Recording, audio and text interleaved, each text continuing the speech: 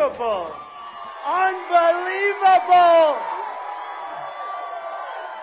This is incredible. We are going to make our country great again. We are going to. We are going to.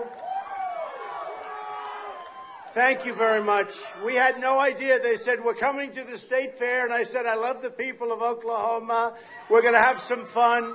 But this is a crowd that is massive. They have helicopters all over the place shooting down. Thank you all very much.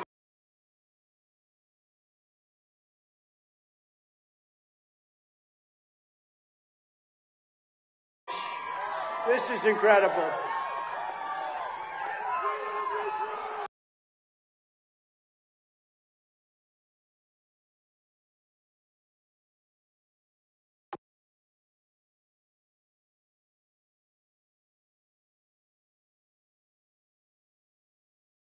We don't win. We don't win at anything. Think of it. We don't win with ISIS. We don't win with China, Japan, Mexico. We don't win with anybody. We don't win. And we're going to start winning so much that you're going to be sick and tired of winning. You're going to get bored with winning. But you know what? We're going to keep winning anyway, right? Right? Right? He knows. We have many difficulties. Our biggest difficulty is our politicians are all talk and no action. All talk, no action. They keep working. They just want one thing. They want their job renewed every 2 years or 4 years. They don't do the job. They're not doing it. And they're appointing people that are hacks. And we have hacks negotiating against China, negotiating against the greatest countries and the smartest countries in the world. We protect Germany. We protect Germany. Germany is a money machine. It's an economic behemoth. And we protect. We get nothing. We protect Saudi Arabia. Saudi Arabia makes $1 billion a day. We protect it. We protect it. Nothing wrong, but they got to help us out, folks. They got to help us out. We have now, if you think about it, a trade deficit with China of almost $400 billion a year. And that's what's reported. Because if they report that, we know it's much more. With Japan, with the cars that are pouring in, they pour in. The biggest ships I've ever seen, loaded with cars. We lose $75 billion a year. Think, are we crazy? Is it crazy? Is it crazy? Mexico, you know, we're going to build, and I love Mexico. I love the Mexican people. I love them. Thousands work for me. Thousands. I love Mexico. But we've got to build a wall on the border. We've got to.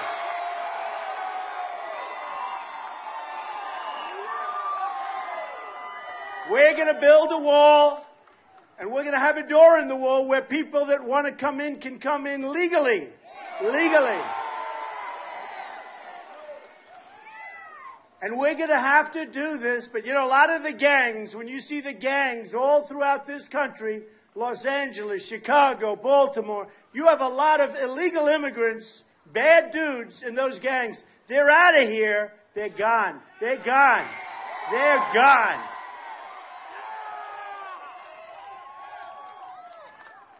You know, I just left New York, and we have a gentleman in New York right now. In fact, I'm competing with him, and he's very hard to compete with because I like him. Might not agree with the global warming stuff so much, but that's okay.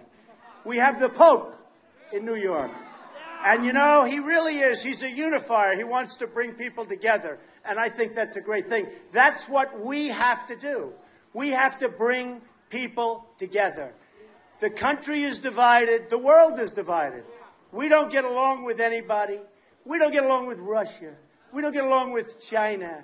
We don't get along with Mexico. We don't get along with anybody. And yet every one of those countries rips us off, takes our money, takes our jobs. We don't know what we're doing. We don't know what we're doing. If I win, I will tell you this. When?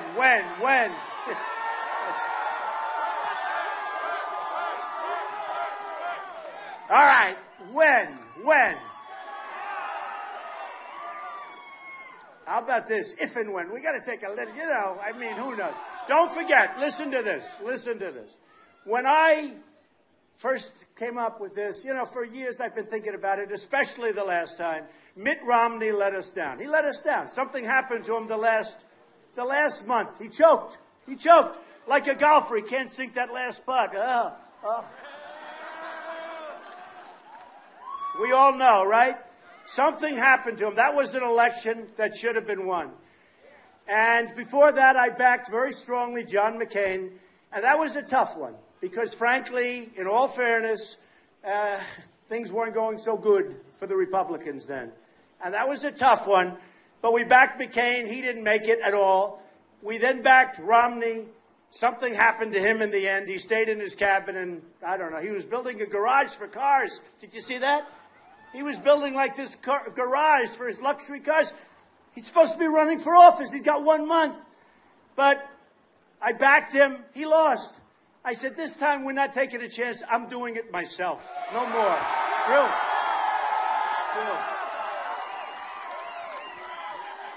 So I told people that I might do it. And my wife said to me, if you actually announce and actually run, you're going to win. I said, how do you know? No, how do you know? And Ivanka, did anyone ever hear of Ivanka? My daughter. She's great. And Ivanka said the same thing. So I had Melania, I had Ivanka. And they both said, Dad and darling. You have two of them. One's darling, one's dad, right? And they said, if you actually run, you're going to win. But nobody believes you're going to run. You have this great company you built. You have a great life. It's hard, this running stuff. You're dealing with the press. Look at all those cameras up there. They're all live. Most of them are live. I'll tell you what. You're dealing with the press, and the distortion that they write is so unbelievable. I mean, I can see why people don't want to do it. No, I can see it. For instance, today, I don't know, I've heard 15 to 20,000 people. It has to be. They have people wrapped all around. I don't know. How are the people behind the stage? What are they doing back there? There's thousands of people back there. But they'll say tomorrow, Mr. Trump drew a nice crowd of 600 or 700 people. We got to be, how many people do we have here? 20? 18? Something? But they'll say we had 1,000 people. I mean, they really do distort, and they are terrible people. Not all of them, but many of them. And I have to say this. It sort of doesn't matter, because the one thing I found, look at that. Look where this crowd goes to. Hey, cameras, can you do us a favor? Instead of just, they'll just pan on me, and they won't say, do me a favor. Take the cameras off me and pan the crowd, okay? Go ahead, pan the crowd. Pan it. And be honest. Be honest. Go ahead, pan it. You're not panning it. They don't want to pan it. They don't want to pan it. Turn those cameras. No. Turn them all the way back. No. Turn them all the way back there. Come on.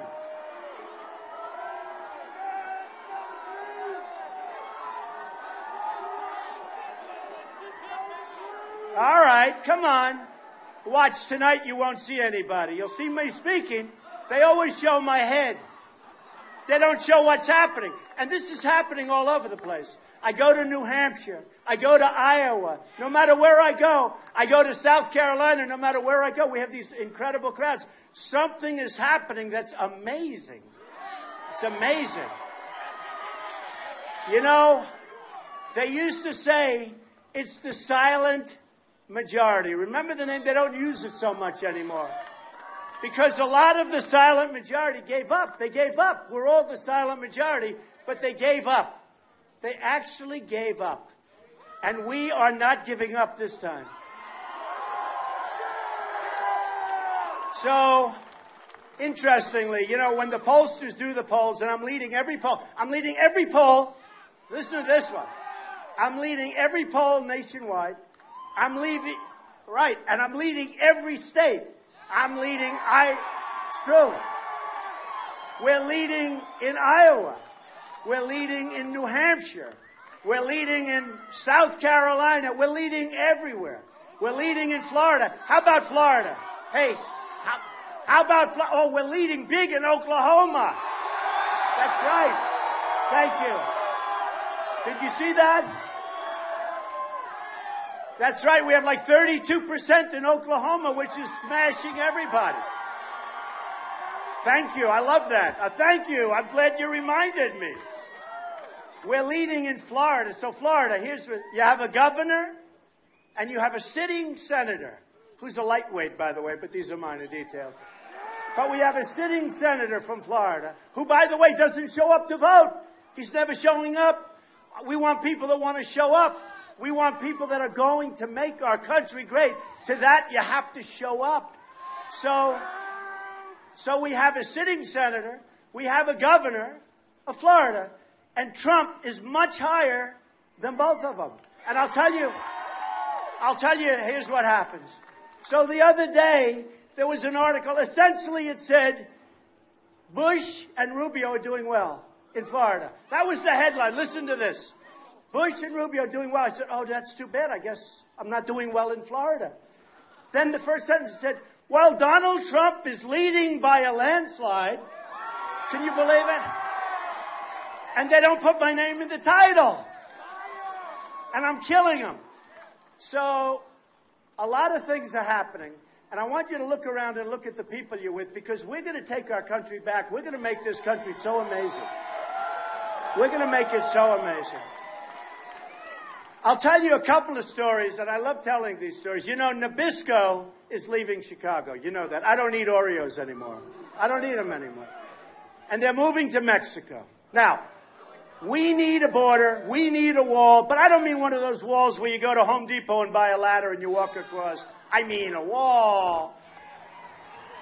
Much higher. That's peanuts. That's peanuts. No. Much higher. Much higher. The kind that if they ever do get to the top, you don't get down. They'll say, whoa. This is too much. I mean, I see where they actually on these roads. Did you see it the other day? It was in the paper.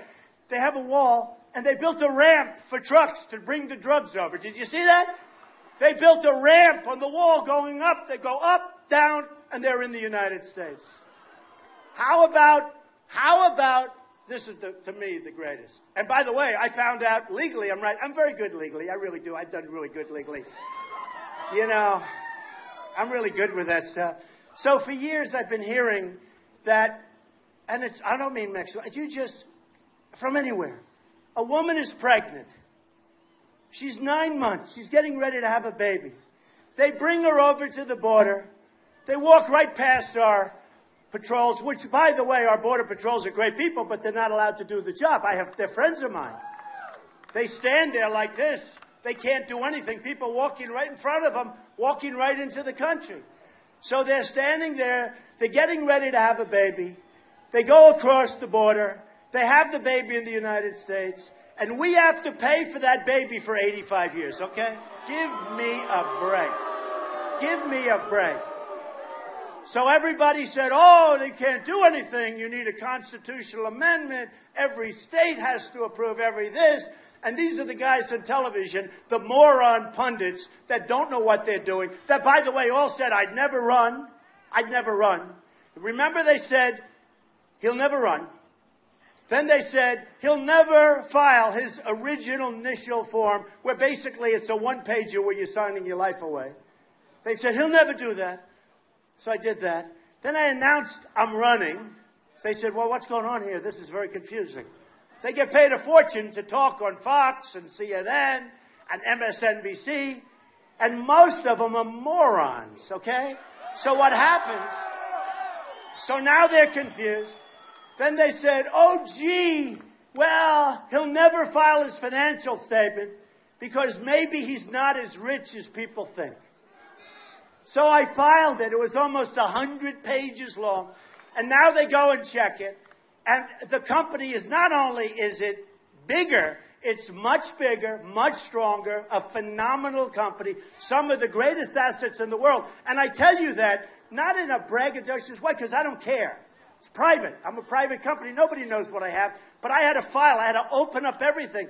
And the company's amazing. I tell you because that's the kind of mentality you need running this country. That's what you need.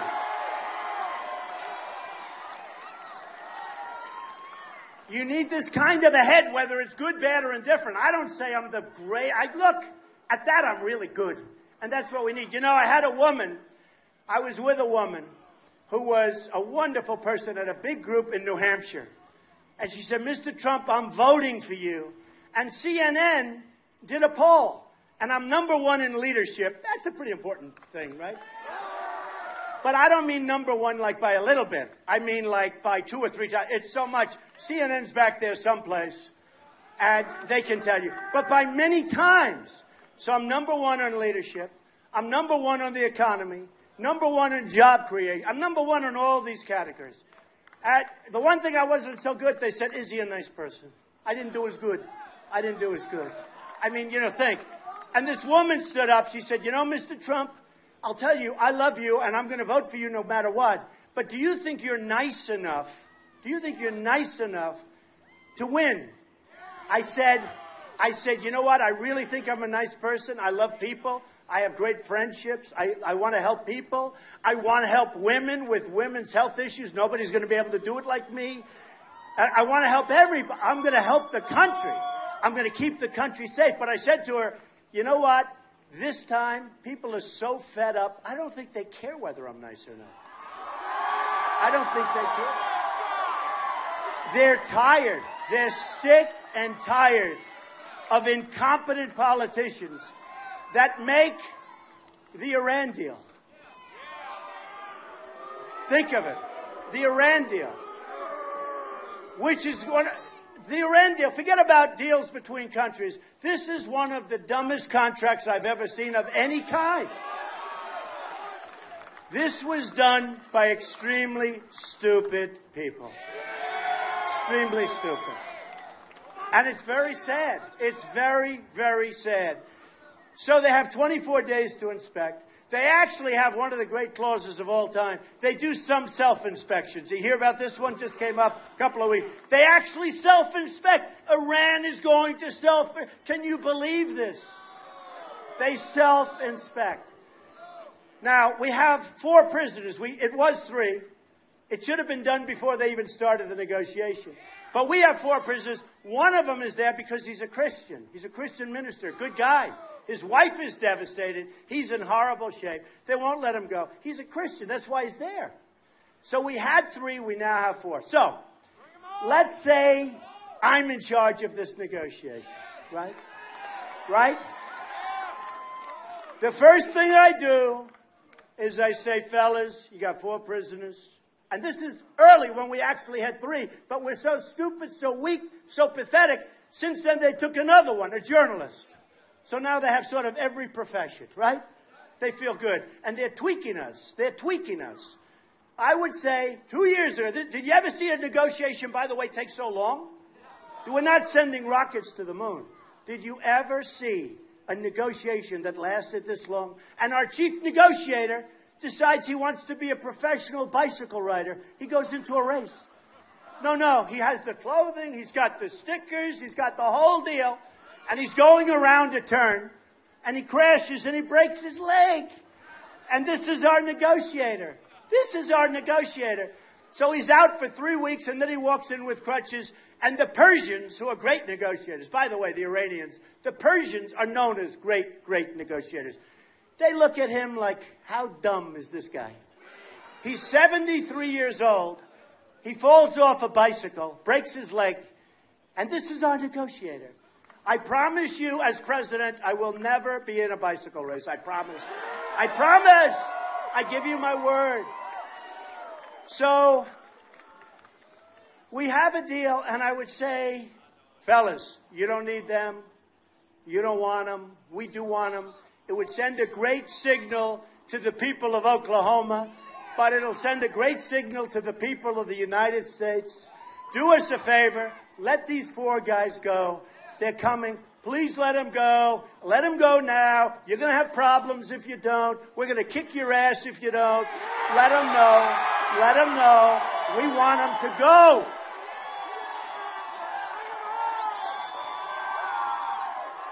Now, you need the right messenger. Because I've done so many deals. That's what I do. The art of the deal. That's what I do. Whether they like me or not, everybody says I'm really good at that stuff. And you know what? I know the best people in the world. I know the best. I know guys that are overrated. I know people that aren't good, but people think they are. I know people that you've never heard of that are better than all of them. I got the best in the world. I got Carl Icahn, one of the best. He wants to come in and take China. I'll say, Carl, congratulations. You take China. Guess what? We win. We win. Right now we have political hacks negotiating against China. That's why we lose almost $400 billion a year. We have hacks. We have people that don't have a clue. So we're going to bring in the best in the world. But I'd say to the Iranians, let them go. Let them go now. I don't mean at the end of, I mean before the negotiations start. No, no. Hey, it's too late now. It's too late. So what happens? They don't do it. When John Kerry was asked about it, and when President Obama, remember, he was very upset that they asked him this question. Oh, don't worry. He's only going to be there for a short period now. We'll bring it back. No, we'll bring it back. But when they asked John Kerry and they asked President Obama, honestly, they gave this answer. We didn't want to complicate the nuclear negotiation. Is that correct? They didn't want to complicate the negotiation. Now, can you imagine that? What the hell is complicated about saying, fellas, before we start, let our prisoners go. It'll be good for you. It'll be good for us. It'll set a nice tone. Tone. Remember when Bush said to me, I don't like his tone. He's too tough. His tone isn't good. They're cutting off Christians' heads. ISIS is cutting off heads. They're dunking them and drowning them in cages. And Bush says to me, and Hillary Clinton said, I don't like Donald Trump's tone. We need tough tone. We need it.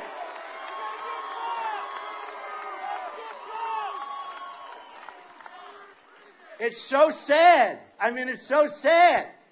We have people that are just so pathetic. We have people running, some of whom I really respect, I have to tell you. But some of whom are just, what are they doing?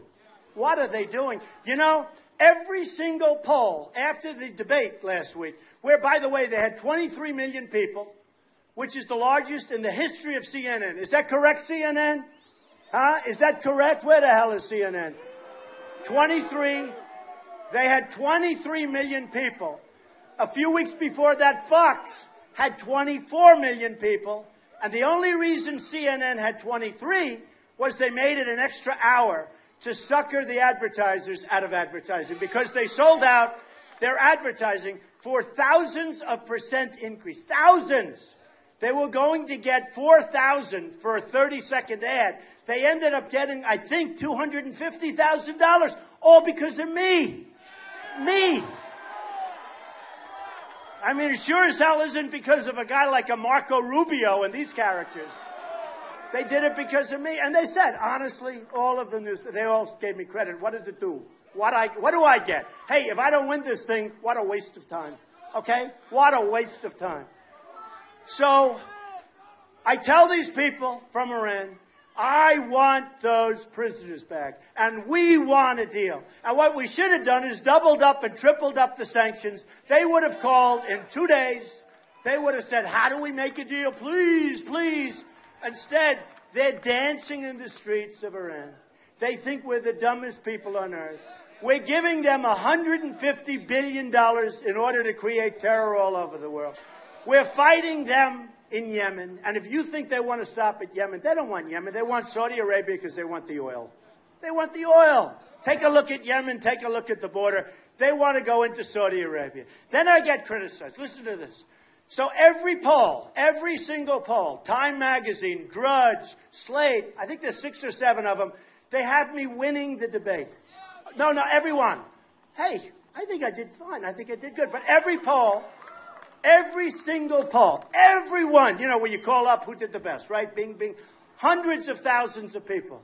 They don't want to report that. I get on, I see these characters that were so wrong. Will he run? Oh, no, he's not going to run. Well, now they're saying, oh, he didn't do so well in the debate. I won every poll. I won every poll.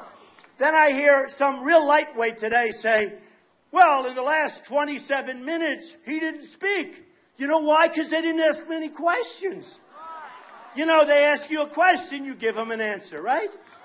So I heard one of these real dopes, it actually happens to be Senator Rubio, who's got the worst attendance record in all of the Senate. He said, Donald Trump didn't answer questions in the last 27 minutes. They didn't ask me any. They didn't ask me anything. You know, it's one thing. They ask, you give an answer. But they don't. Now, I could be rude and I could start jumping all over the place like Carly. She's jumping all over the place. You know, I could. But that's not what we need. These people are not going to get you to the promised land. These are lightweights. These are lightweights. They're not going to get you to the promised land. We need tough, smart negotiators. We have to get our country back. We have to pay off our $18 trillion, which, by the way, is now $19 trillion. We have to get it paid off. We have to open up oil and gas. That's one of the greatest ways we can do it. No, we have to do it. We have to do it. By the way, I don't want to break this up because this is going good. Where's Willie? Where the hell is Willie? Willie, get over here. Look at this guy. Look at this guy.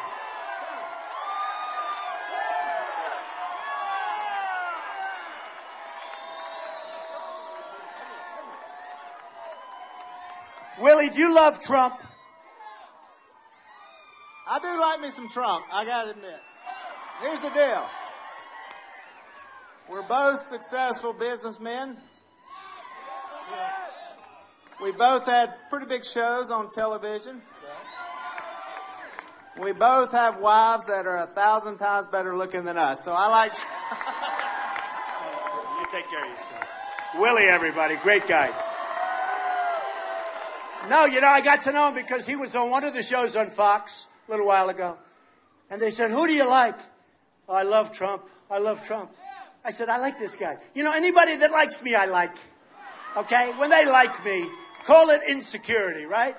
But when they like me, I like them. But he's been great, and he's a great guy. So we're going to take our country back. We're going to get the greatest negotiators in the world. Let me ask you a little simple question. We have to negotiate with the toughest people in the world, smart. Right now, we have the head of China in Washington. He's being feted to the most magnificent dinners. It's so sad to watch. Obama is feeding him, taking care. He's ripping us off. Be nice, but you got to negotiate. This isn't about dinner. This isn't about dinner. We are going to get the greatest people. Let me give you a couple of things, and some of you have heard me say it, but I love the whole thing. I love talking about it. You know, Michigan's having a lot of problems, right? They're losing the automobile industry. Tennessee, a great state. Tennessee was going to have a massive plant there, auto plant, all set to go, and Mexico took it away before, right? Front page Wall Street Journal. Mexico took it away a little while ago. So they're taking this massive automobile plant. Michigan wants plants. You want plants. Everybody wants plants. Who doesn't want plants, whether it's automobiles or not? So this is Ford. So Ford announces they're going to build a $2.5 billion plant in Mexico. Okay. Now, let me ask you. So I was a very good student at the best school, the Wharton School of Finance, great business school. And I really understand this stuff. And I'm trying to figure, let's see, how does that help us? They're going to close factories all over the United States. They're building, who the hell ever heard of a $2.5 billion? That is a big plant. You know, you're talking about a one-story building for $2.5 billion. This is the building that never stops. So they're going to build a $2.5 billion. Now, here's what happens. Let's say a guy like a Marco Rubio is president, right? Marco Rubio's president. Lightweight. He's a lightweight. He doesn't negotiate. I mean, he can't even pay his own credit cards. So let's say Marco Rubio's president, or let's say Jeb Bush is president. First of all, no. First of all, you got to be nice, got to be respectful. See, I'm a respectful person. But first of all, guys like this, they have PACs. And those PACs are funded by killers, many of whom I know. I used to be one of them. I used to be like total establishment. I was a great giver. I'd give $250,000, $350,000 to the Governors Association. I give a lot of money.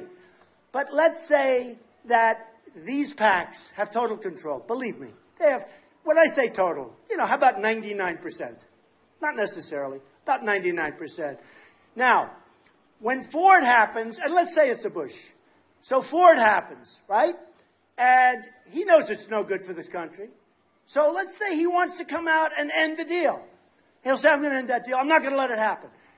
The following minute, he'll get a call from one of his donors, one of his special interest people that gave him millions, or from a lobbyist that gave him $4 million. The guy's got $150 million. He may have nowhere in the poll, but when you have a nothing in the poll, he's about 5 or 6 or 7. But when you have nothing in the poll, but you have $150 million out there to give yourself ads, that's tough, Things can happen, I guess. I don't know. And then I got accused of being nasty because I called them low energy.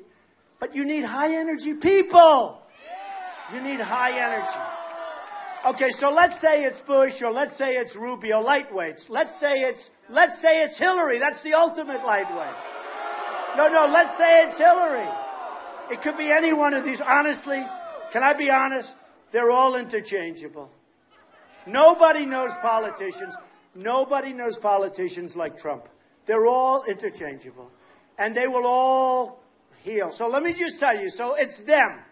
So somebody calls and they say, we're not going to let that deal. They'll call up, they'll say, we're not going to let. Ford will call their lobbyist.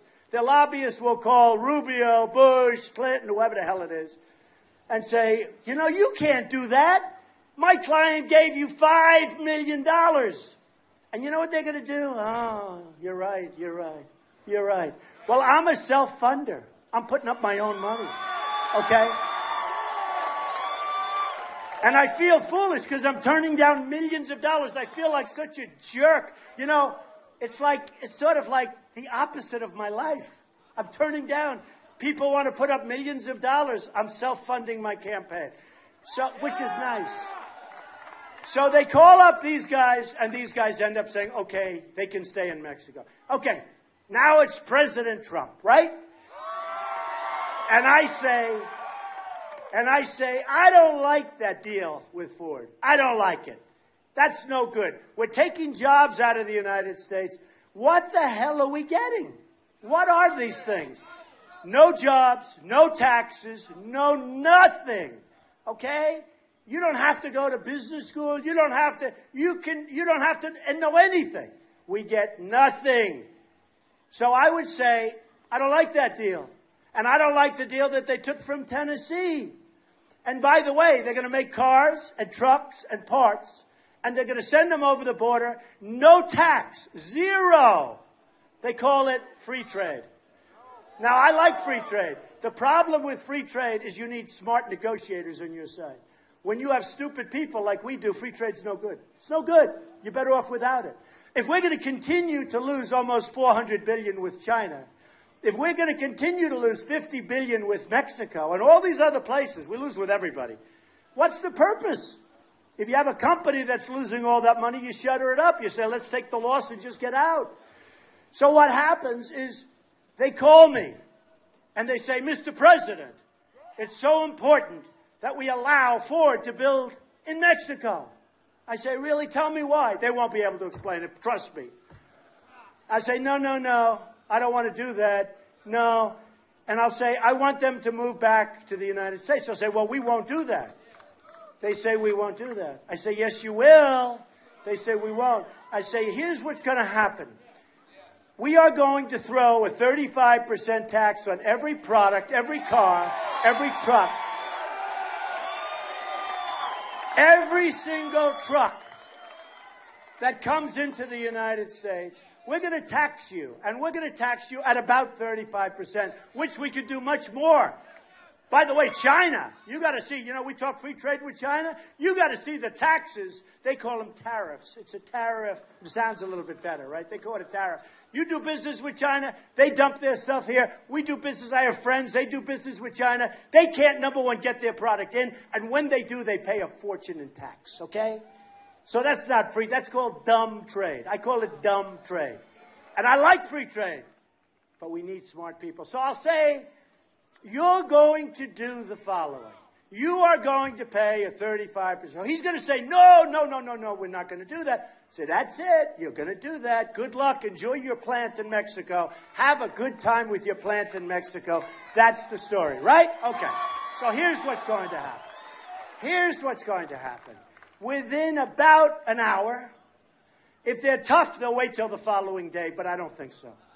They will call me, and they'll try once more, please, Mr. President, and I'll say, no. And they'll say, Mr. President, we've decided that we're going to build our $2.5 billion plant in the United States, right? It's easy. It's easy.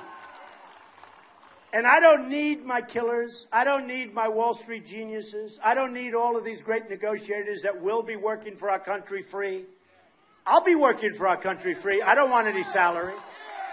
I've already said I turned down my salary. I don't even know what the hell the salary is. But I don't want the salary. And we're going to have our plant built in the United States, okay? And it's going to be a beautiful plant, and it's going to produce jobs, and it's going to be just great. So, we're going to shore up our border. We're going to do something special with our veterans. Our veterans are treated so bad.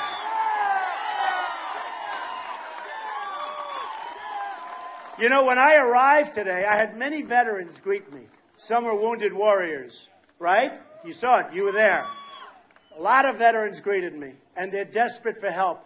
These are the greatest people in our country. The wounded warriors, these are the greatest people. These are the greatest. How they do it, I don't know. I don't know. They're getting treated like third-class citizens. The illegal immigrants in Los Angeles who now apply for driver's licenses, 50% of the licenses in Los Angeles go to illegal immigrants. These are people that come over illegally.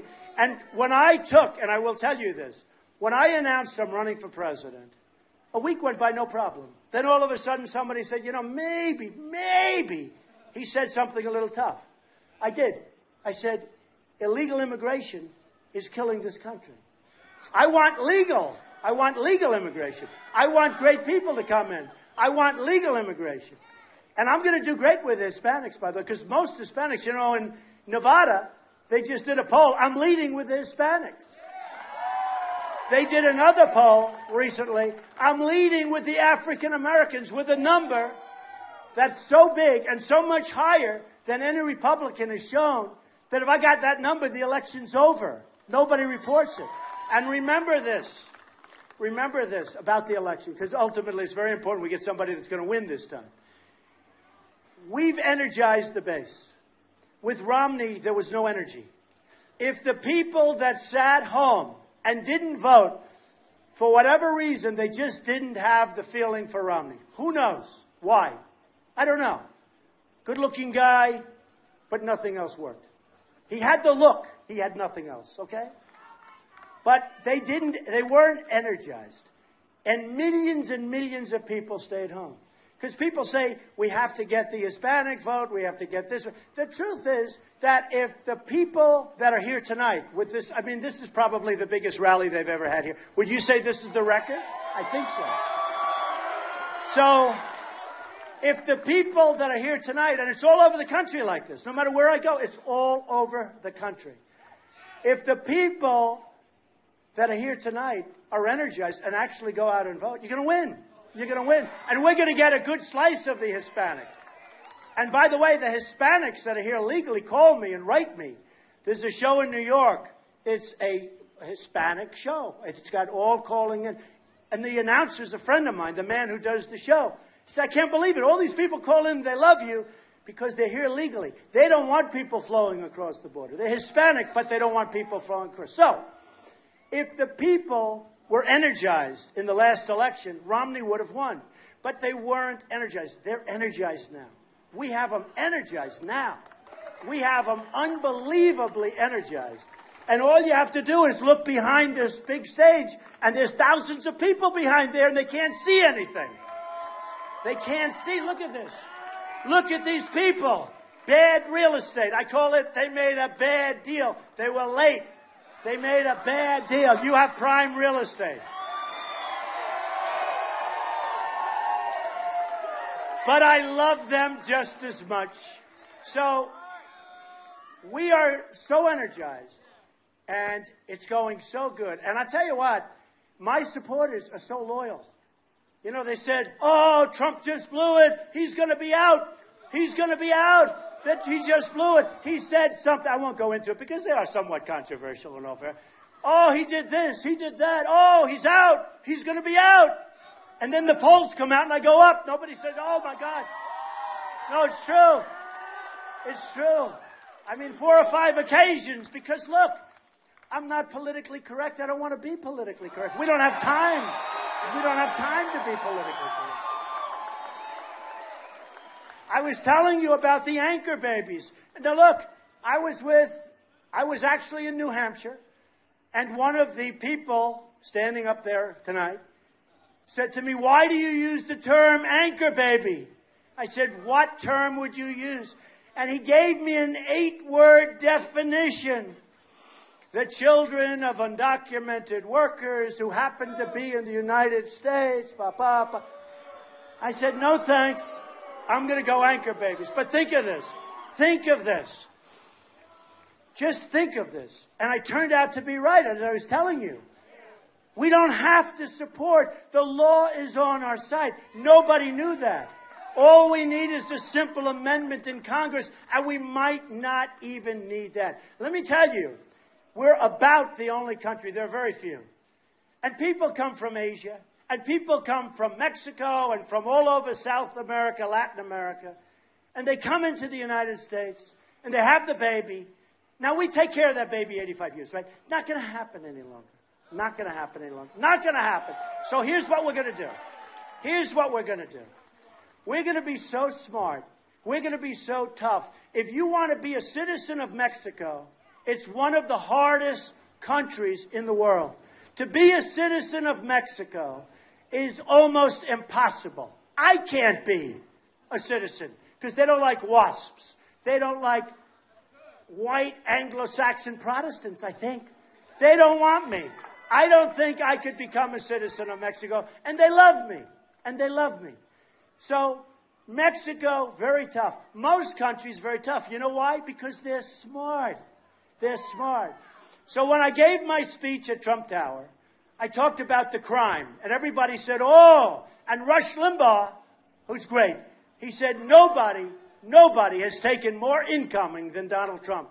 And then he goes, and then he has a news conference, and he doubles down. And then it turned out, I was talking about illegal immigration, and then it turned out I'm right. You had the problem in San Francisco. Beautiful Kate was killed by an illegal immigrant, came into the country 5 times. Shot her in the back. You had Jamil in Los Angeles. You had a woman 3 weeks ago, a veteran, 66 years old. She was raped, she was sodomized, and she was killed by an illegal immigrant. And these are thousands of problems. We're going to straighten it out. We're going to make our country safe. We're going to get our jobs back. We're going to stop the drug trafficking over our borders, which is massive. We're going to make our military so strong, so strong.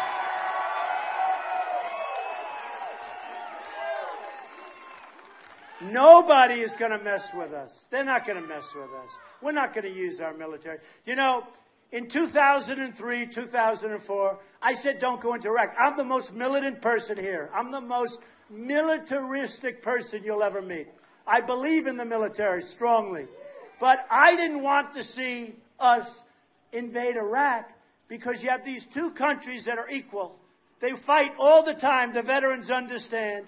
And they were equal. Well, we decapitated one.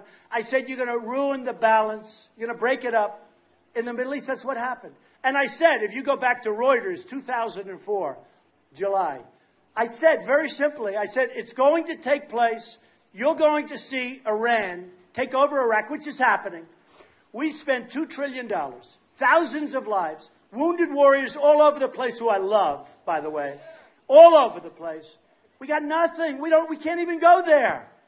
And right now, as you are standing here, Iraq is negotiating with Iran. They're going to merge.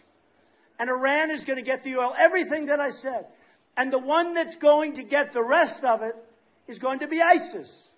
So after all of that effort and all of that money and all of those lives, we have nothing because we're stupid. We have stupid people. It's not going to happen anymore. It's not going to happen anymore.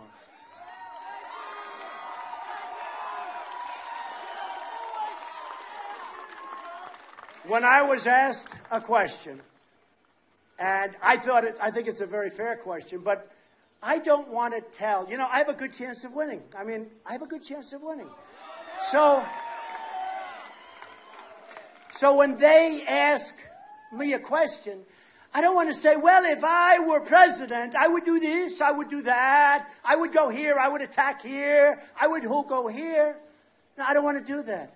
I really don't. I don't want them to know what I'm thinking. Does that make sense?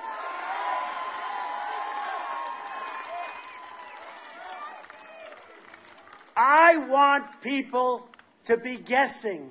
There was a great article about me recently, and they said in business, I'm very hard to figure out. To me, that was a great compliment. It was meant as a compliment. It was given by an enemy who I absolutely beat, by the way. And by the way, I'm on 60 Minutes on Sunday night. 60 Minutes, okay? Why? But I don't want people to figure me out. I don't want people to know what my plan is. I have plans. But I don't want to do it. Then they say, oh, he doesn't know foreign policy. These people are crazy. They're given everything. If I'm president, I will engage the Sixth Fleet. I will do this. I will do that. I will attack Russia in Syria. This is what they say. They want to start World War III over Syria. Give me a break. Russia wants to get ISIS, right? We want to get ISIS. Russia's in Syria. Maybe we should let them do it. Let them do it. The hell, are we crazy? Are we crazy? So we're going to be out there. We're going to run. We're going to win. I really think we're going to win. You are going to be so proud. Obamacare will be over. We're going to have a much better...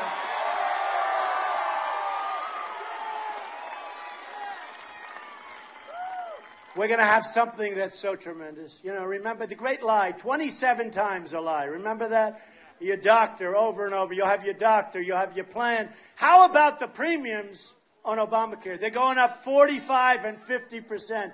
And it doesn't even kick in really till 16 when you have a new president and Obama is going to be out on one of my golf courses playing golf. I think I'll let him play, right? Why not? But no, think of it. Think of it. But we are going to do so many things. We are going to have so many victories. You are going to be so proud of your country, and hopefully you're going to be so proud of your president. We're going to win, win, win, and we are going to make our country great again. Thank you, everybody. Thank you.